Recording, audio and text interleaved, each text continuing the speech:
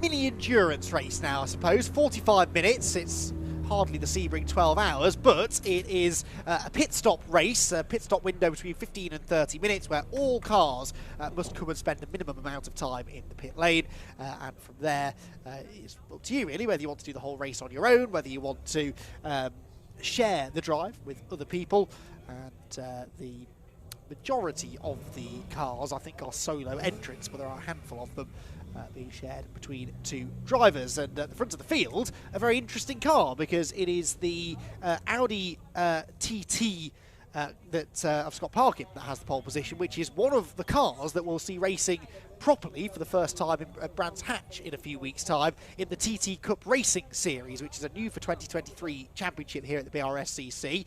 And these cars are, it's kind of a similar idea to the City Car Cup that has been such a success over the last couple of seasons, where essentially you buy a kit which you then put on your Audi TT and turn it into a TT Cup Racing Series car for very little money in the grand scheme of things. The affordability is the big selling point of the TT Cup Racing Series, and because of that, 40 of these kits have been purchased already. We're not anticipating we'll get all 40 of them on the grid at Brands Hatch, but we're certainly going to have a sizable grid, and we're looking forward to seeing how that car gets on its competitive debut here in the Clubsport Trophy. Scott Parkin then starts on pole alongside Matthew Bolton in his BMW M3. It's another BMW on road 2, Liam Crilly's Z4 Coupe, alongside, for us, Billamoria's VW Scirocco. Back in the grid as well. So, by far the most varied grid that we have here this weekend. Weekend made up mainly of on-make cars. Got an incredible variety of them now. All, as I said, running across their different classes. That's going to be something that we definitely need to try and keep on top of once we get into the race. It's always kind of the idea, in a way, of Clubsport Trophy was to give drivers an opportunity. These races were often at the end of the day, and if they were racing in the Mark 1 Championship or the Ford Fiesta Championship or whatever it may have been, they had another race to do at the end of the day if they wanted, or a bit of testing perhaps for a future round. And it's grown a lot out of that to the point that we now get people who just do Clubsport Trophy. Expect the Class A cars to be at the front, but again, in a slightly damp qualifying session, Scott Parkin got the Audi onto pole position. Scott Parkin, very rapid driver who has raced lots of different things, but most recently with BRSCC, has had a couple of appearances in the Fun Cup Endurance Championship. And therefore, a 45-minute solo drive for him is absolutely nothing. Starting from the pole, he was on pole by 0.3 of a second. And the TTs that we do have racing here this weekend, very much using this as a shakedown really for the opening round of the championship, which will be live streamed as part of the BRSCC's extensive live streaming package this season. Get the precise number of how many events are going to be broadcast live, but we will be back at Brands Hatch in the middle of April.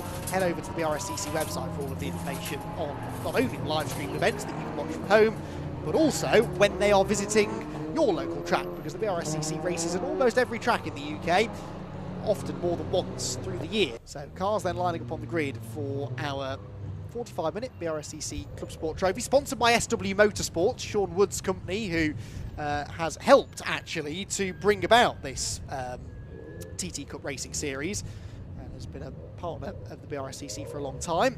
45 minutes on the clock then, with a pit stop in the middle.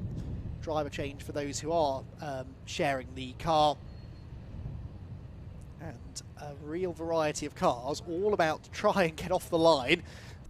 Silverstone Grand Prix circuit looks very wide until you fill it with all of these cars on the start-finish line. Let's hope everyone gets away. Let's find out if everyone gets away, because the red lights are out. One or two slightly slow from the middle of the grid, but they are all going to get going. And who is going to lead them into the first corner? Well, as I sort of predicted, the rear-wheel drive BMW coming forwards, and that is going to be Matthew Bolton then getting the race lead as they head through Cox Corner for the first time. Okay, so far so good, and now they descend upon Maggots and Beckett's for the first time. What's already gone through there is the Nissan making its way through, which is instead of and David May.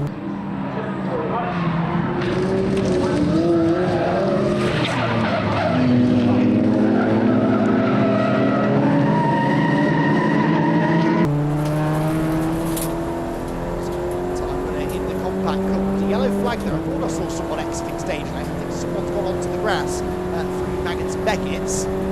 Like that a bit. I think it was the race leader, wasn't it? I think it was Matthew Bolton, because it's now Liam Crilly in the lead. Through comes Rose Billamori, and yes, there is the 29 car. So Matthew Bolton had the lead off the start, and he's had a spin by the looks of it coming out of the Maggotts Beckett's complex, and the BMW rejoins right at the back of the pack. So keep an eye on the number 29 car. As long as there's no damage or problem, it should have the pace to cake ground from there, but that's making his life a lot harder than it probably needed to be. So out of Stowe they go again, for the first time I should say, in this 45-minute race. Three-line action further back. That's George Grant getting involved on the inside in the Mazda MX-5 Mark III. He's got another Mark III behind him, but with its roof on, which is not what we're accustomed to seeing here at the BRSCC. 65, that is. Which is Steve Wiggins and Steve Hyde's car. One bit of information we haven't been given is the start drivers. We don't know who is in the cars for the opening stint, because they're not being shared. I'll fix that together when we get into pit stops.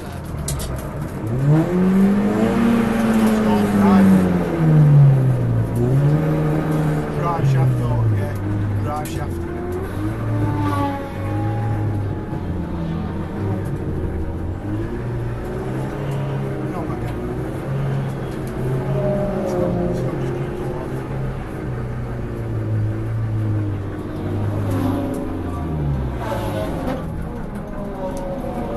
Looks like, is that Scott Parkin? No, it's the other of the TTs, isn't it? Andrew Dyer. So first lap is going to be led by who? It's Liam Crilly by 1.7 seconds. Over Billamori second, Stanway third, Alford fourth. So what happened to Scott Parkin? Scott Parkin, big lock up there from the Nissan, I think that was, into Copse Corner. But Scott Parkin is not showing up on the timing screen. Have we lost the first of those Audi TTs? I hope not. Got the other two in shot there coming out of Copse Corner.